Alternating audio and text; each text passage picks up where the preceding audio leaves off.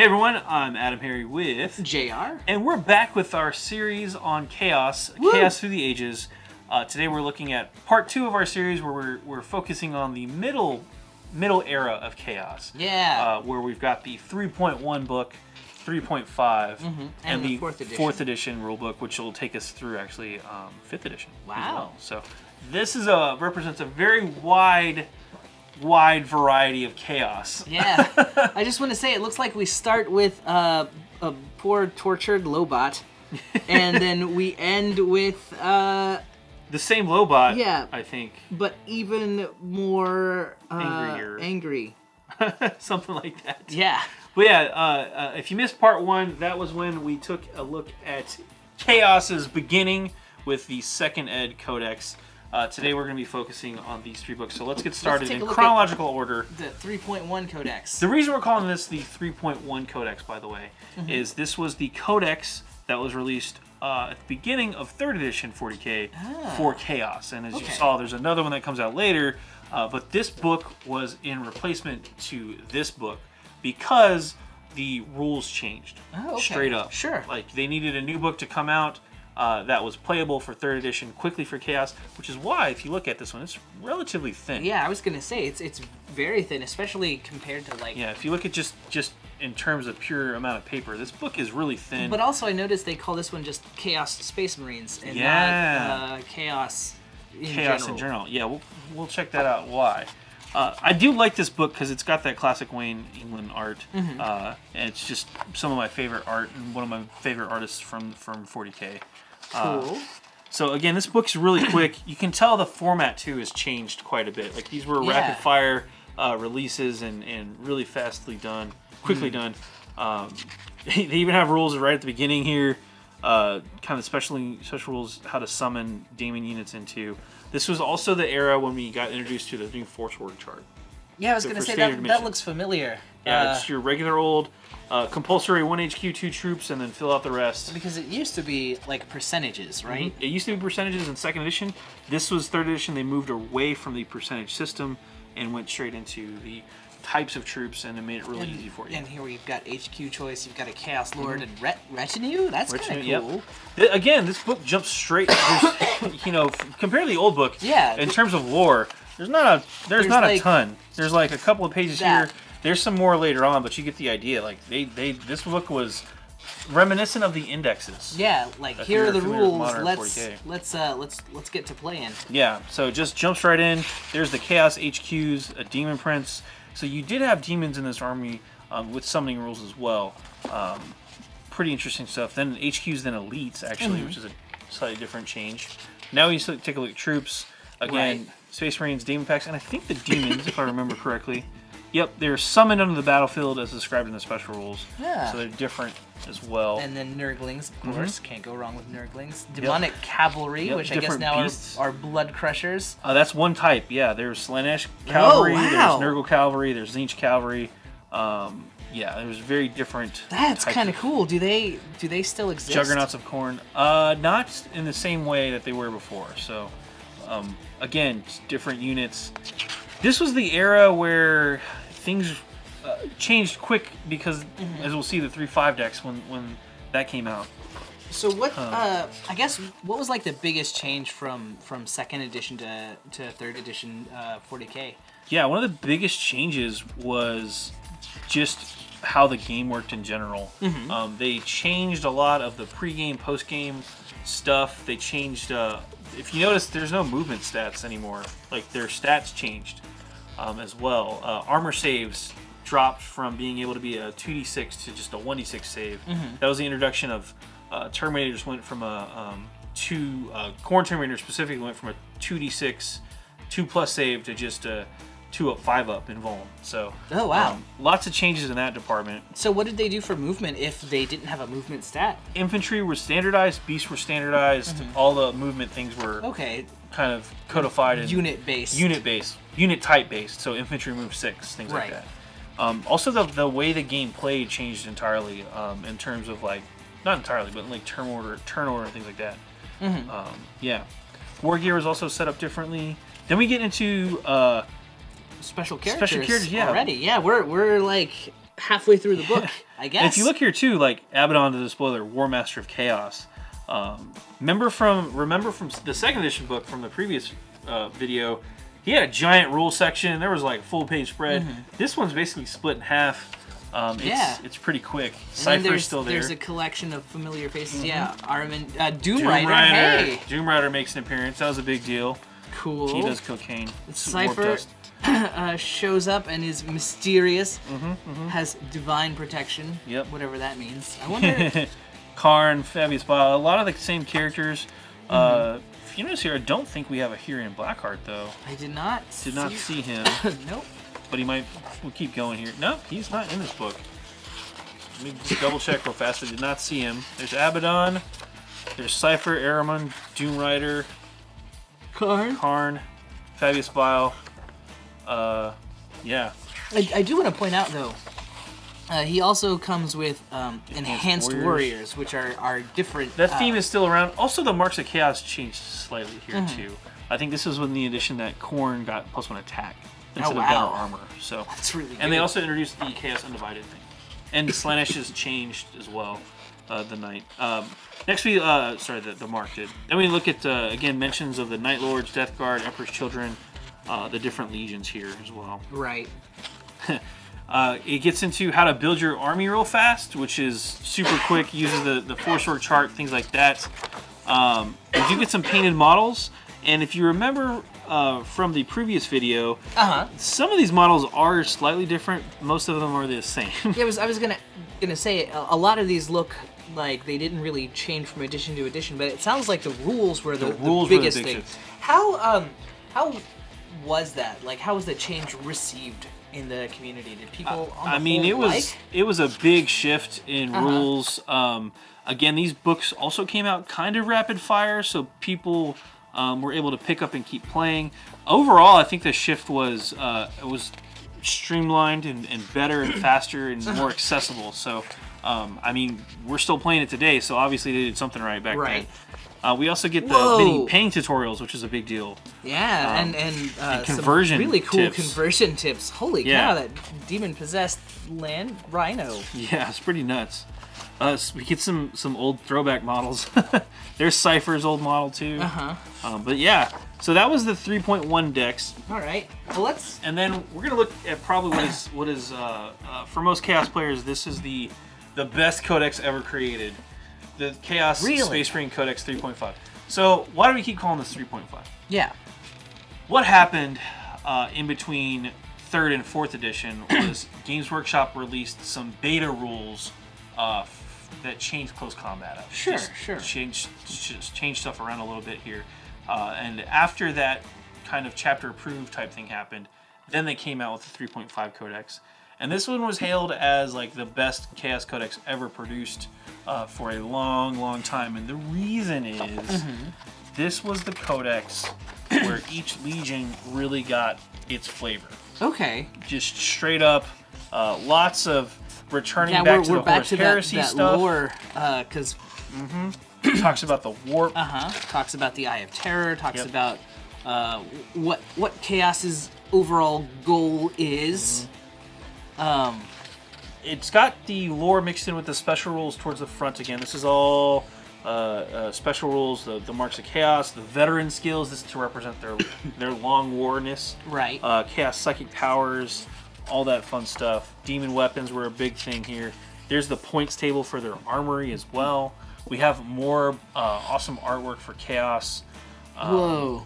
This guy looks amazing. What's up with the square head? I don't know. I guess that's how just he the rolled. style, yeah. Square helmet area. Bionics were a big thing. All the different war gear that you could find. But this book, really, the big shift, again, 3.1 introduced the new rules, the new way to play 3rd edition. 3.5 went along after the post close combat changes, and now we also have this refocusing on the legacy of what Chaos really is. Yeah, I'm seeing a lot of like customization options. So you've got bionics. There were demonic gifts, which included like the ability to shoot fire or to have a demon weapon. There's veteran abilities that you could buy, combi weapons, demon weapons. Wow. Spiky bits was a thing that you could buy where You just got another reroll on top of stuff. They still have the same four-sword chart for standard missions and things like that. The same HQs, yeah. But what really, I'm trying to skip through the base. So basically, what they had was the standard units, right? But then we get into the troops for Khorne Berserkers, Slaanesh Marines, Nurgle Marines, Nurgle Plague Marines, Thousand Suns, Demon Packs, Nurglings, all this fun stuff. Got to have all that. Fast attack. Keep going here. All right, let's. Yeah.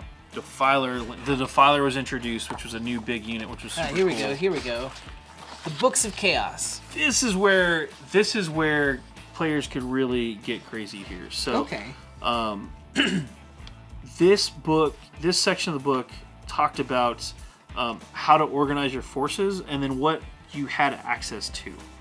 So depending on what demon you'd pick, like Tzeentch doesn't have Raptors. That's only Chaos Undivided that has Chaos the Havocs, Chaos Raptors, and Chaos Bikes were not available to Tzeentch because they were fast and Tzeentch was not about the speed.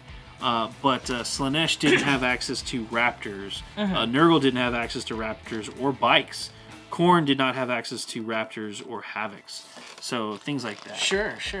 And then we've got like the different legions. So there's the again. This is where players got all of that goodness from. The Alpha Legion had the Chaos Cultists. That was their thing. The Iron Warriors could take servo arms and could take an extra heavy slot. They could take a Basilisk. That was a big deal. It looks like the Night Lords are amazing at stealth. Yep, stealth. I think they had Raptors too.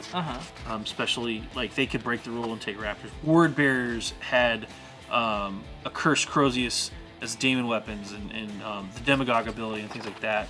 The Black Legion was led by Abaddon, and he had a bunch of cool stuff. It was just, this book had completely customizable Chaos Demons and Chaos Lords that could do crazy stuff that made them amazingly tough and viable, and just, this is what Chaos players wanted. They wanted that feel of customization. We get it Typhus for real, a real Typhus model.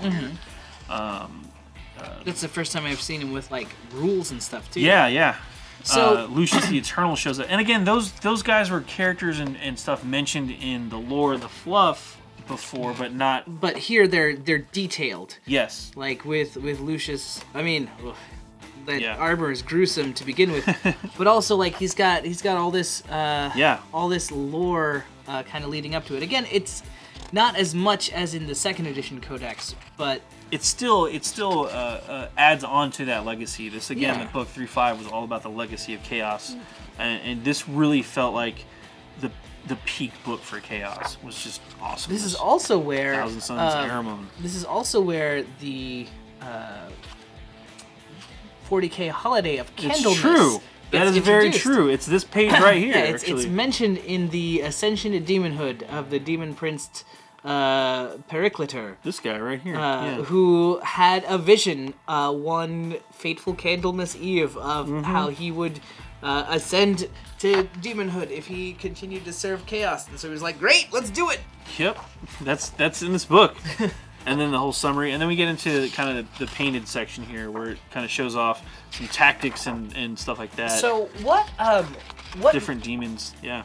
How did this like change army makeups, army compositions? Like what were some of the things that you see a lot of? This was great because you saw people build lists based around Chaos Legions that did specific things. Like I know there's Iron Warriors players out there still to this day that lament the loss of their Basilisk. They're like, man, I used to take 4 heavies and I would take an extra Basilisk. It was great. And like, I mean, yeah, you can do it now, but back then that was like a thing. This came out again, 3rd edition. It was that 3rd edition played out almost through, I would say, that rule set played out up until 8th edition came out. That was a huge chunk of time where the rules didn't really change that much, but the points kept getting tweaked and options kept getting swapped out. But yeah, this was peak Chaos in my opinion, as far as like the flavor of Chaos and just good stuff all around. So It sounds like a pretty This was a heady great time book. to be a Chaos player. Yes. How long did they have that book before this next one came out? This lasted for a while. This was the rest of 3rd edition Okay. up until 4th edition when they got a new book, which is the next book we're going to look at, Chaos Space Marines. And they also had this one for a while because this is Yes. 4th and 5th editions. This went through 5th edition, so in the middle of 4th edition-ish, when they got their book, or I don't remember if it was the beginning but it was 4th edition they got this book, and this book lasted through the entirety of 5th edition. So this book, I think this might be actually the longest running Chaos book. Sure. This is the book that I personally got really invested in because I played Chaos during this era specifically a lot more. And this book really, this is from Larry's private collection, by the way. This book, in a lot of ways, Chaos players were not happy with it because it watered down Chaos. Sure. Let me just be blunt about it. Yeah. One of the things I did like about this book was that you had icons and units, and those icons you could summon in demons from, like a deep strike thing, and then they could assault afterwards. So that was one of the good things about this book. But this book took away and changed a lot of the flavor from this book and kind of distilled it and watered it. Like, took the flavor and just watered it down, and you got hints of it, but it was never quite the same. And I think that was a reaction to how successful, honestly, the 3.5 book was among Chaos players. Were Chaos players were there 3.5 era armies overpowered? Very.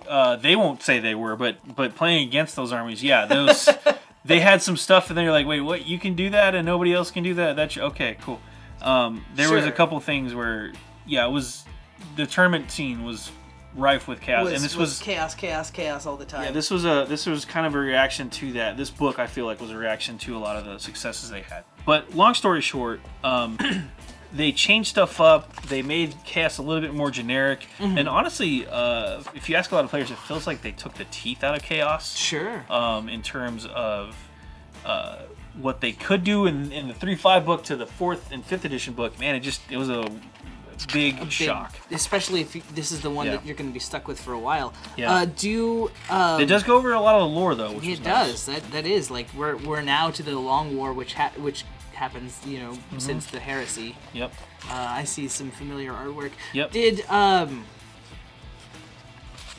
They do have these new paints, which was cool. They showed a bunch of different legions. Yeah, I was gonna say, is this where like the models start changing, or? Yeah, they changed towards the end of 3.5 4th edition is when you're gonna start seeing new stuff. Then we have a Dark Angel.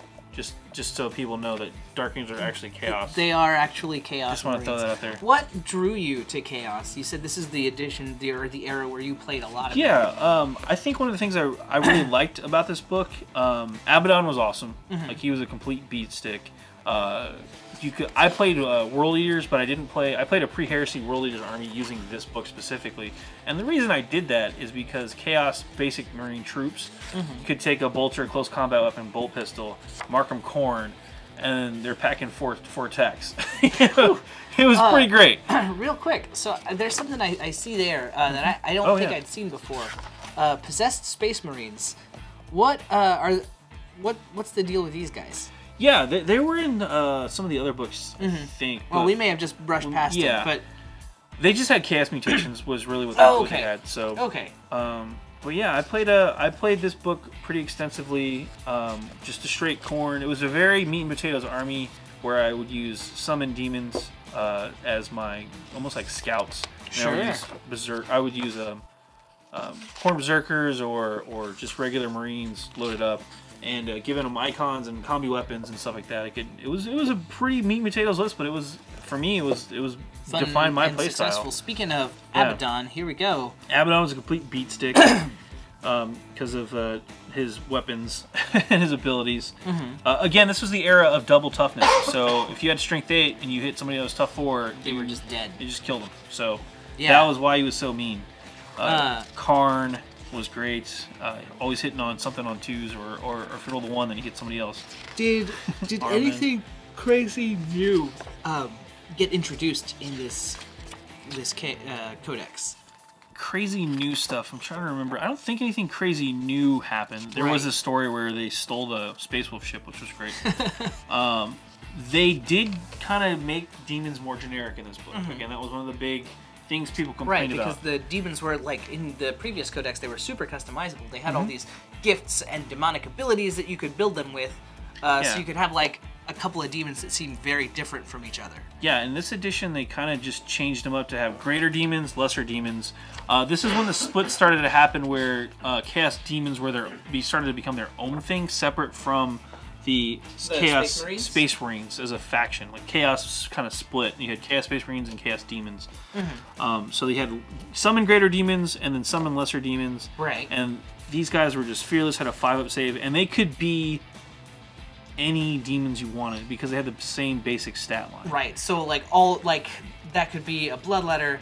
It could also be a Demonette. Yeah, and the only thing that really changed for them was, like, what mark they had. Obviously, what demon they were would affect their stats. So if you took Nurgle Demon Plague Bearers, they would be, like, toughness 5. If you took Bloodletters, they were, like, 2 attacks. Sure. Because they had the mark corner or whatever. And then the same thing happened with the greater demons. You had a great and clean one. You had a Bloodthirster, Keeper of Secrets, and then, Birdman. So what is Birdman?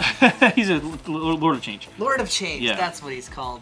But it just changed. It watered him down and took away what was unique about him and just kind of made him more generic. Yeah. Again, maybe you did get the new models though, which was cool.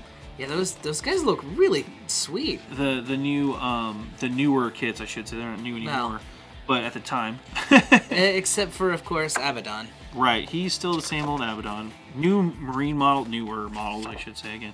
We did see the new Chaos Terminator Lord in this era as well. So that's where he came from. If we're talking about Chaos, there is a question I have, because I've noticed on the internet, where we live, that some people have a nickname for Abaddon, which is Failbadon. Yes, that goes back to the 13 Black Crusades that he just keeps not getting correct. So okay, so there's all the war gear. Each one of those Black Crusades is supposed to be, this time we're conquering the Imperium for real. Yep, and they don't.